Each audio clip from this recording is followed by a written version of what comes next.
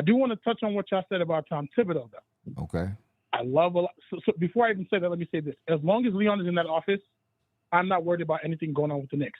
Because if it ever comes down to him having to make a decision in coaching or a player, he's going to make the best decision that makes his resume look respectable. So I'll say that before I make the statement I'm going to make. Okay. I love a lot of things that Tom Thibodeau does. It's not that easy to argue in favor of having 3 of your starters playing the most minutes in the league top 10. And this is what happens all the time with the Wolves fans, with the Bulls fans, and now the Knicks fans when things are going well in the regular season. I know I'm going to be attacked in the comments. I'm cool with that. But, again, he's shown through his career that he will play his starters. At this point, the commentators make it their number one topic whenever they're talking about the Knicks, about how many minutes we're playing. He mentioned something about Mikal Bridges playing Iron Man. Iron Man is for how many games you played, not necessarily minutes. So he's played a lot of games, but they're not taxing like this. You also mentioned how many minutes Luka's playing and Kyrie's playing.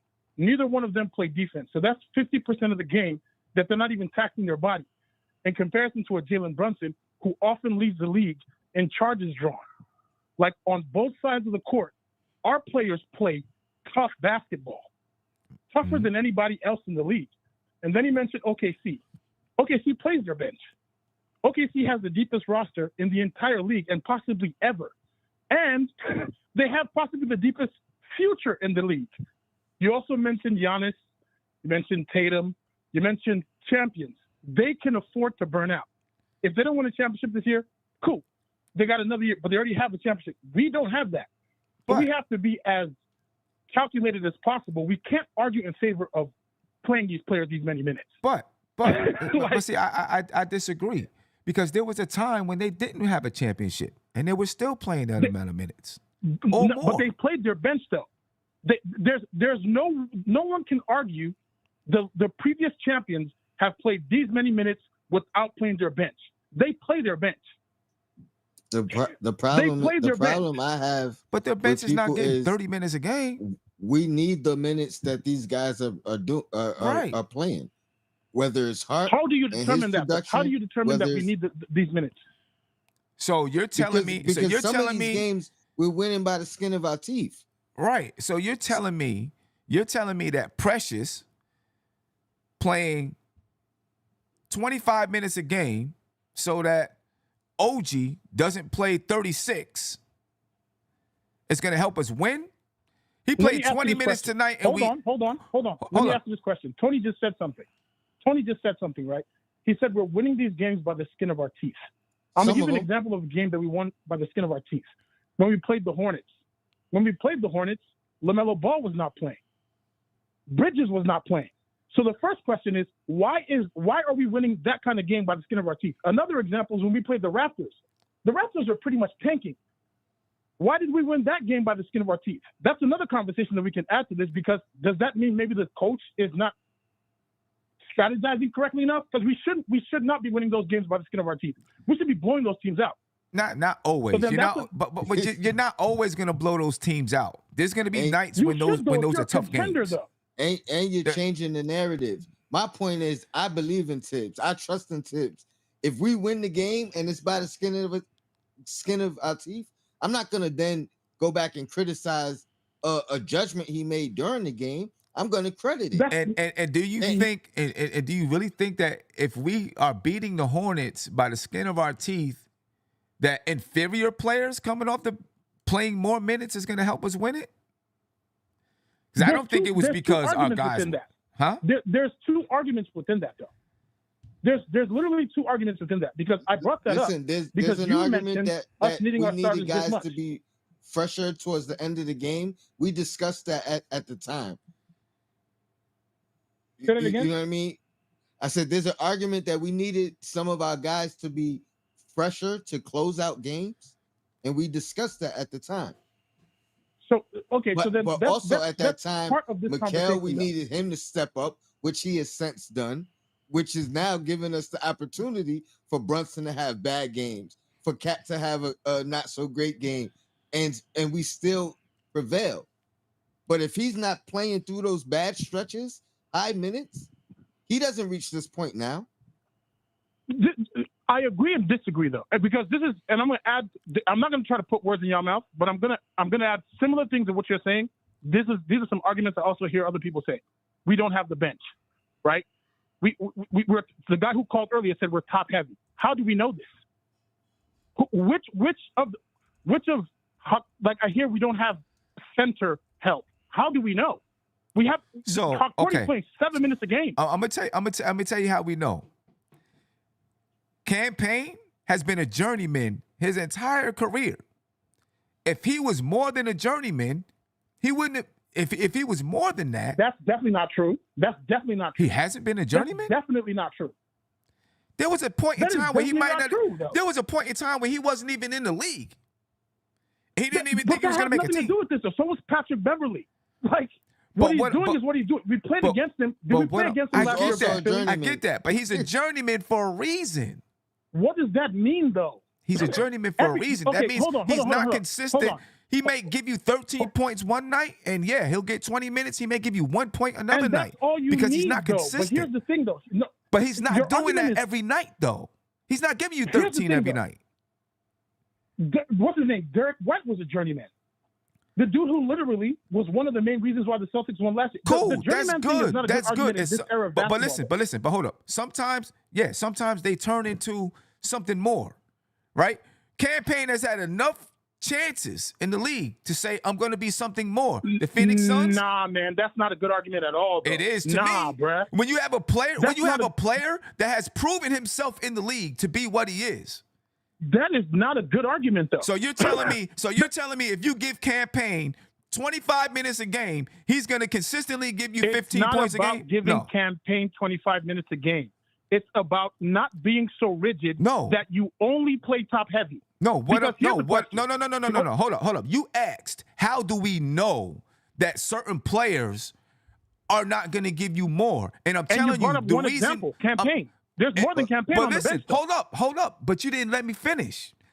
The reason that we know is because these players have played in the league. No. Kolek is a rookie. Porty's a rookie. We say things like we don't have center help. How do we know that? I understand that. Okay, they're rookies. I get that. We're talking about guys that's here now. Those guys are, I can guarantee you, if you put Kolek in the game, you give his ass 20 minutes a game, he's going to get burned defensively every damn night. And his ass is going to be back on the bench. I have a question for you. Guaranteed. Right? I got a question for you. Yeah. Would you have known that about Derek Lively literally being one of the main reasons why the Mavs made the finals if he was on the bench and they didn't try anything? But these guys get chances. This is why I'm bringing this up. No. These guys get chances to prove themselves in practice against the players that you have. They get chances to prove themselves. Proving yourself in practice or not, he still stays with his rigid. That's not true because Emmanuel quickly proved himself in practice and ended up playing and getting mad minutes as a rookie. 3 years. As a rookie. Over a span of 3 years. No. Emmanuel quickly was getting like 20 minutes a game as a rookie. Bruh. What are you talking about? Look that up. I'm going to challenge that. Look that up. Emmanuel quickly was playing consistent minutes as a rookie. I'm going to challenge that. Because he proved himself. I'm going to challenge that. Look that up. Prove me wrong. He proved himself. Because I know over the years, Emmanuel quickly gained more traction. Yes, he did. But it was over a span of years. He gained more traction, but he was playing consistently as a rookie. And then here's another piece of context to add to what you just said. Emmanuel quickly was also playing on a team where he needed to play. Right? He needed. Who did we have on the team? And that's the point. That's the main point. There's a pecking order. He is not going to play guys just to play them. He's not going to play them just to get them experience. I'm going to They can get their experience in the G League. They can get their experience in practice. In practice, if they show out in practice, because remember, the context of what I'm saying is specific. They're still not going to get their opportunity immediately. It's going to have to take somebody being out at night, somebody missing some time. But once you get into Tibbs' circle, you're in the circle. You have to. That's a problem, though. Listen, hold on. That's Emmanuel quickly. Listen. That's Emmanuel quickly. Emmanuel quickly. 2020. That is not the problem. It's a proven formula. Listen, we've seen it with the players that's made it and the players who have not. Listen, Emmanuel quickly. 2020, 2021, 19.4 minutes per game. The next season, 21-22, 23.1 minutes per game. Mm-hmm. As a rookie, as a second-year player, then as a third-year player, it went up to 28.9. Okay, the same way you just did that. What was the Knicks record in 2021? The same way you just did that. Now pull up the roster from that rookie year. What was the Knicks record in 2021? Pull up the roster that year, because it could have simply been because he needed to play. Literally. And the Knicks were 41-30. Hold up. Yes, he needed to play. But the Knicks were a good team. They were 41-31 that year. Made the playoffs for the first. The roster? But they were a good basketball team. He was a rookie, because you're talking about Tyler Kolek, right? Not playing. But Emmanuel quickly played. No. Hold on. That's what you just said. I don't want us to stray away from the core of my point. I don't want us to stray away from the core of my point. I want to make sure I know. clear. I know what you're saying. But you brought him up. Hold on. The core of my point is not a specific player. The core of my point is having 3 of your starters in the top 10 of most minutes played, and then looking at Tibbs' resume over the years, there is no reason why he cannot experiment, because today it might be campaign that he needs to come off the bench. Tomorrow may be her party. It's about game planning. But my point about Tibbs is Tibbs goes in with a specific strategy, and he wants everybody to fit into his strategy. And Tony just proved that, because Tony said, and Tony just said, right, once you get into his circle, that's a problem. And before you go, I disagree that that's a problem. I disagree to anyone. Hold on. You got to earn your way to the top. One quick second, I'm gonna let you go. I watched Jeff Teague talk about Tom Thibodeau. He said Tom Thibodeau is one of his favorite coaches ever, probably the favorite. You know what he said, though, that was bothersome? He says, once Tibbs likes you, that's a problem. Because it shouldn't be about what Tibbs likes. It should be the best thing for the game. That's my point. I disagree. He's the coach, and he's... Do you think he was talking about their personality? Right. Or do you think he was talking about... No. Watch the interview. Play basketball. Watch it. But once he literally said, once Tibbs likes you. Likes you as far as what, though? Likes you as what? Oh, I think he's cute. About doing what he wants you to do. Yes.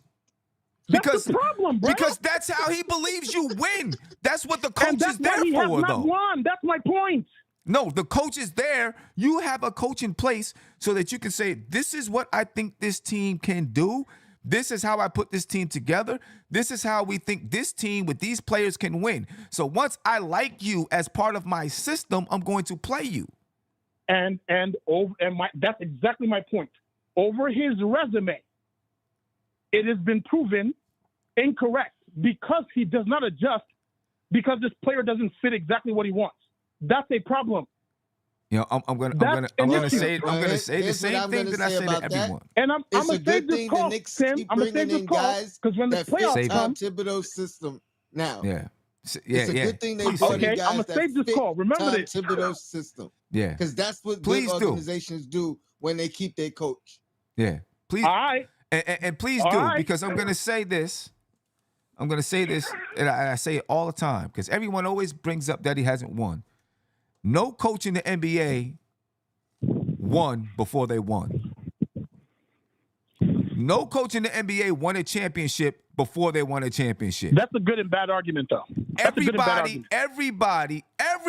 had a point in time when they didn't win, and everyone questioned them. That's a good and bad argument, though. That's a good and bad argument, and here's why that's a good and bad argument. If somebody is trying to work for your company and they send a resume, just say why it's bad. Hold on. If somebody's trying to work for your company and they send a resume, right? You don't know how good they've worked at your company because they've never worked at your company. But based on their resume, you can see what's most likely going to work. Right. Right. So if you're looking at, because this is the thing, right? People who argue in favor of Tom Thibodeau, again, I don't hate Tom Thibodeau. I love a lot of the stuff that he does. But what they say, and I read one in the comment, he said, Tom Thibodeau has forgotten more about basketball than any of us. That's true. So have the other coaches he's competing against. Mhm. So we're not comparing Tom Thibodeau to us. We're comparing him to the people he's going to have to compete against. Right. And when you look at how he plays his teams compared to the other coaches that he's going to have to play against, they're doing things completely different from this. Somebody brought up OKC. OKC plays their bench.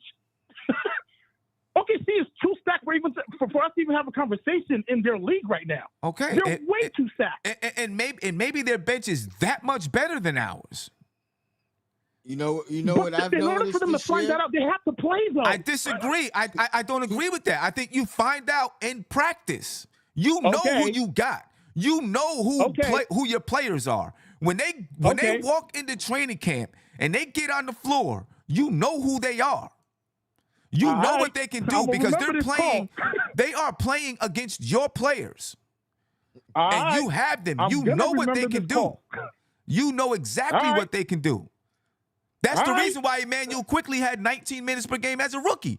Because he has to play. But Tim seen what he could do. I promise you, he was better than anybody else on that roster. Exactly. That's my point. That's my point. He was better than anyone else on that roster. If he wasn't better, his ass wouldn't have played. That's my point. He was better. Remember this call. Tyler Colin ain't better than Cam. Who does Tyler play over? Who's supposed to be playing right now over who? Who's supposed to be playing over who? Well, we can judge based on a game that was an elimination game, right? Just give us the names. Hold on. Because again, when we lost to the Hawks, everybody was quiet. But we can judge off a team that we just lost an elimination game against, right? The biggest problem was we weren't getting offensive rebounds most of the time. And people kept saying we don't have center help.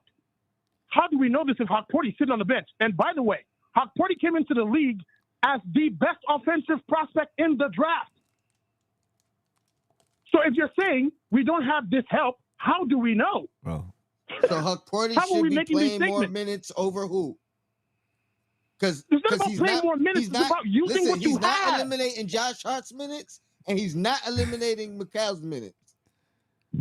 That's a problem, though, because it's not about elimination of minutes or not. It's about making the right decision. So it's not like you're so you're talking about individual game, right? So just give Tim his props about today Tom's for sitting Brunson and you're trying playing to like Deuce down the stretch alongside McCall and going with defense and sitting his top guy. What are you talking about? Today. Today. Brunson not playing down the stretch. Give Tibbs his hold on. That's a good argument. You know how I can counter that? Because because as you said, Deuce is now part of the team that Tom Thibodeau likes. Because he had to earn his spot quote unquote. That's what you quote unquote. He's part of the team that Tom Thibodeau likes. Right. And there was a point in time when he didn't play. Because he had to grow. He had to get better.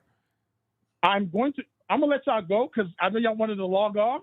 But I'm gonna just remind y'all, when we played an elimination game most recently, after we lost because of certain things that I brought up today, everybody was quiet. Now that we're winning again in the regular season, just like he did with the Bulls, just like he did with the Wolves. Bro. When the playoffs come and the players are drained, and not only are they drained, but also he does not adjust properly against contending coaches. When we get fried, no excuses. Hey, I'm gonna tell you what. I'm gonna just remember this. We didn't lose that game. We lost that game because we couldn't contain Trae Young in the pick and roll game. That's why we lost. We spent not because of minutes. So this offseason, hold on. Okay, so that's a fair argument. Here's my counter though. This offseason, we spent $40 million on Jalen Brunson. We spent $40 million a year on OG. We spent 5 picks, first-round picks for Bridges. We spent $55 million for Karl Anthony Towns. There is no excuse to lose against the Hawks. I don't care how well they've been playing. There is no reason. The Hawks are not seen as bigger contenders than the Knicks. So, but okay, they lost that game. They lost that game. That doesn't mean they would have lost a 7-game series. The closest we've gotten to a 7-game series, players were injured for whatever reason they were, right? We could say it was because of, bad karma, whatever. But again, on Tom Thibodeau's resume, another season going into the playoffs, injuries, right? And then the closest elimination game that we've had against the Hawks this year was a strategic problem. Because, again, there is no one coming into this league. Even the Hawks don't see themselves as bigger contenders as the Knicks. So how do you So judge, there's no reason how do why you judge this game compared to Tibbs and his record and what he's done this year? There's been no adjustment the Hawks game? from Tibbs this year? The Hawks game? Because what's our record right now? 20-10. 20-10? But you focusing on this game where I clearly made an adjustment that he made tonight that he's only done about 2 or 3 times this year. Your point, you said, as soon as you get into the click of Tibbs. So I can counter your point with Deuce McBride is in the click of Tom Thibodeau is why he got the play. Circle it. It doesn't necessarily mean he's the best. That's not something I'm not disputing. Say that again? I'm not disputing that. You're making my point for me. You're making my point. Because, again, it's not about who's in the click. It's about the best position. But see, a click is not like it's not like your high school. It's not like your high school friends. You know what I'm saying? You know, this is my best friend. No, it's who plays the style of basketball that Tom Thibodeau envisions for his basketball team. Who's best at it? Who accomplishes the goals that he wants to accomplish? Because he is the coach. So he sets the vision. And when he sets the vision, he's going to put the players in the basketball game that helps him to accomplish that vision. And so when you get into that circle. Here's the problem with that. In a salary cap league, 15 of your players are not going to fit your style. It does not mean you play 7-man rotation. Here's my thing. I'm a basketball coach. If I'm going to get fired, I'm going to get fired going out playing the way that I play basketball. That's the selfish part of the game, though. That's not. Because you have a philosophy. It is. You have a philosophy. Can you have a philosophy being fired for doing something you didn't believe in? Right. Because that's the trend? Right. Like Jeff Hornacek? No, Jeff Hornacek? I believe. Right? Phil Jackson said, hold on. I want you to play the triangle. I want you to play this guy. I want you to play that guy. I want you to play that guy. Oh, no, it's not right. I'm going to fire you. This is the reason why the Celtics are able to go from Brad Stevens to Ime Udoka to what's his name and still be at the top of the league and win the finals. I'll give you the reason why. Because the coaches, same thing with Eric Spoelstra. This is the reason why he's able to go from the play-in. This is the reason why he's able to go to 2 finals with D-leaguers twice in 5 years. It's the reason why he's able to go from the play-in to the finals. Because it's not just about who you like to fit perfectly into your box. It's also about adjusting to players that you have because it's a salary cap league. So you're not going to get exactly what you want all the time, especially using that as an excuse why you play a 7-man rotation. It does not make sense. It doesn't make sense. Listen. First of all, you don't know who Eric Spoelstra liked or didn't like. The people who didn't play, he probably didn't like. I know that he played more than 7 people through the season. The people he didn't play, he probably didn't like. I know he played more than 7. I guarantee you Tom Thibodeau played more than 7 people too. I don't know, bro. Go look at the box score today. I don't know, boss. Go look at the box score. I don't know, especially in this modern game that is not stationary. It's more movement. It's way more movement. So somebody like Steve Kerr is playing 10-man rotation. Somebody like OKC is playing 11-man. Like folks are playing because the game has changed. Because the game has changed. Or because they don't have the personnel. Right. They have the personnel. They're NBA players. Just because you're in the NBA doesn't mean that you deserve to be in the basketball game. It does mean that a coach can adjust to your skill set, though. A coach can adjust to your skill set within. They're going to adjust. Every coach is going to adjust within their philosophy of play. Tom Thibodeau doesn't. That's my Bottom point. line. Within their philosophy of play. Doesn't. Within their philosophy of play. All right, we'll see. Again, when it comes down to the playoffs, I don't want to hear no crying. Keep the same energy. I will. All right. I definitely will because I, for one, as a coach, play the players that I believe in. That's cool. I play the players that I believe in. How many players you got in your roster? How many players you got in your roster? 9. And it's a 5-man game. So what's your rotation? 7. How many players do you believe in on your team? 7. 7. Bro, come on, dog. Come on. I'm not lying to you. 7. Come on. Yeah, but 7. You're not proving anything, though. That's 2 and I have 2 players that don't come out the game because I need them on the floor. I hope the families ain't watching this stream. They can watch all they want. I don't care. I let them know at the beginning of the season, everybody ain't going to play. Bottom line. Everybody's not going to play. And if you don't like it, go to another team. Some people going to play a lot. And some people's going to play a lot. And I told the players that's going to play a lot, you better be in shape because your ass is getting on the floor and you ain't coming out the game. If you look my way, I'm turning the other way unless you're hurt. So. All right, Coach Thibodeau. Right. I got you. All right, Lord, I appreciate it. I'll holler at you. All right. Merry Christmas. Merry Christmas to you, bro. Peace. Merry Christmas.